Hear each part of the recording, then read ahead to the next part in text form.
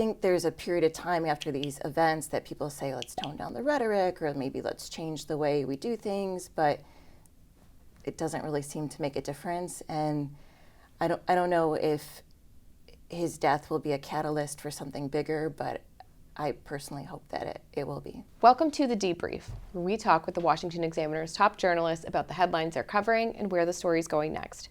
I'm Sarah Bedford, and I'm here with politics editor Marisa Schultz. And Marisa, obviously everyone here today, we're all just sort of parsing through the aftermath of the really horrifying assassination of Charlie Kirk this week.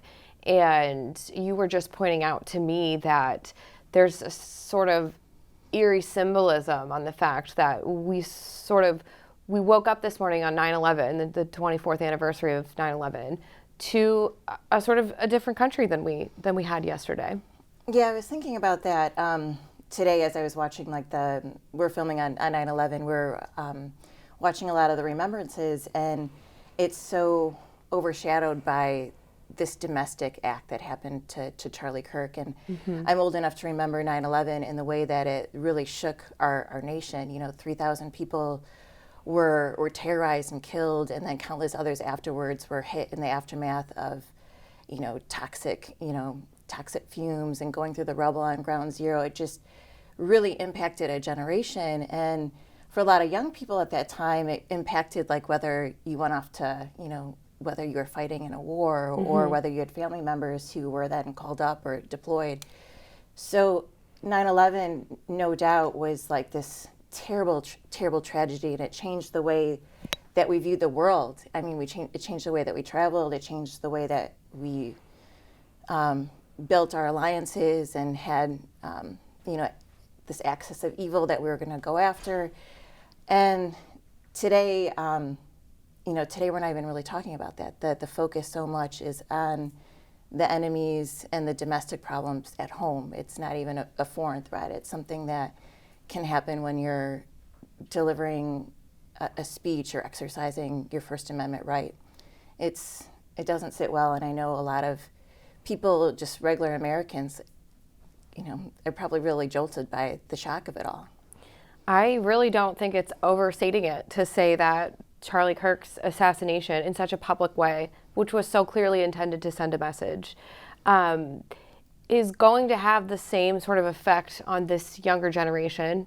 Not the same, but similar in that it will shape their worldview, their perception of what is good and what is evil, and the sort of enemy to fear. Where do we go from here? Yeah, I wish I had a really good answer for you on that, but you were recalling, and I think this is a salient point, is that for Charlie Kirk, his home audience was young people, people who wanted to get involved in politics, people who were just kind of curious and then became really active. And so his death is happening at a very formative moment to a lot of people in their lives when, they're really in tune to what he was doing and really admired him, especially for people on the right, obviously. And for here, I think political violence is never acceptable, and we've seen it way, way too many times. Charlie Kirk, sadly, is just the latest. We saw it with the assassination attempts on President Trump, the Minnesota lawmakers that were killed in their homes. I mean, the list goes on. Steve Scalise at the baseball shooting, Nancy Pelosi's husband. I mean, it's really tragic. And I think there's a period of time after these events that people say, let's tone down the rhetoric, or maybe let's change the way we do things, but it doesn't really seem to make a difference. And I don't know if his death will be a catalyst for something bigger, but I personally hope that it will be. In the media yesterday, in the sort of legacy media, we saw aside from a few examples of some really heinous, irresponsible coverage, we did see a lot of attempts to, I personally think, sand down the edges of what we're looking at and make this a sort of both sides issue when, this was clearly a targeted act against a conservative for holding views that the left has increasingly framed as dangerous, not just wrong, but dangerous. And, you know, on the right, I think a lot of the sort of crazy, like really toxic rhetoric has been rightly confined to the fringes. But I think that, you know, the country has to be sort of honest about, on the left, some of that really radical rhetoric about, you know, stopping the opposition by any means necessary. And I mean, there was an Axios story just a couple of months ago about Democratic voters literally baying for blood, like they hope that someone gets shot. And that rhetoric is increasingly being sort of mainstreamed on the left. And so I do wonder if this conversation turns to just a sort of general idea of de-escalation, do we sort of lose the ability to fight an evil we can't name clearly when it's concentrated on one side? Yeah, I feel like, well, I'll point to President Trump's comments immediately after the assassination. He said he really honed in on like the radical left activism and rhetoric and whatnot. So his message is one of, okay, we need to like correct this on one side of the aisle. And I mean, other lawmakers, of course, on the left would disagree and just say, you know, people have pointed to January 6th, like, and whatnot. Where not a single shot was fired by any rioter. But the idea that the rhetoric on the right, you know, perpetrated that attack on the Capitol. But nonetheless, that I think is going to be the lane that's going to be happening, led by this administration. And I don't think it was a coincidence that just the night before President Trump, he was dining out in Washington, D.C., and he was doing it to show, you know, D.C. is, you know, safe for people to go out for dinner after his takeover of the police.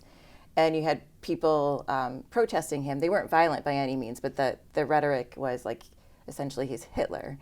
And which goes to the idea that maybe should people be tossing around the word Hitler and genocide so freely?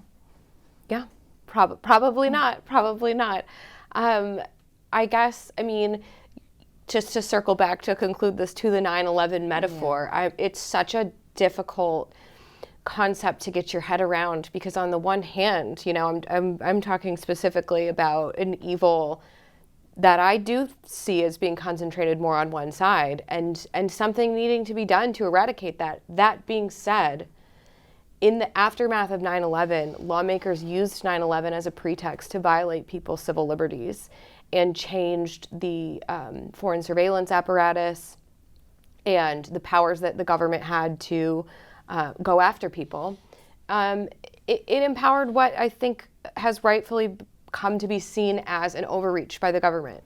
Is that a risk here, that this really heinous thing and this true need to eradicate a real evil could lead to what could come to be viewed as a violation of civil liberties as well? Yeah, I think there's a big issue of free speech. I mean, at the heart of it, Charlie Kirk really epitomized use of the First Amendment. I mean, he was out there on college campuses, wide in the open, you know, talking about controversial things and asking people to engage. You can see a situation where college campuses may say, look, we may not want to engage in these types of events anymore because they're too dangerous. We don't have the capacity to make things secure.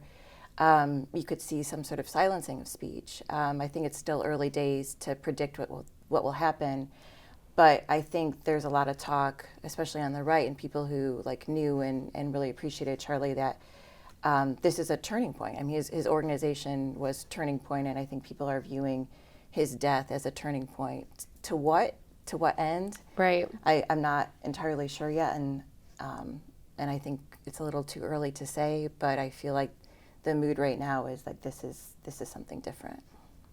Well, Marisa, thank you so much for being here today. You can get more from Marisa and the rest of the political team at washingtonexaminer.com.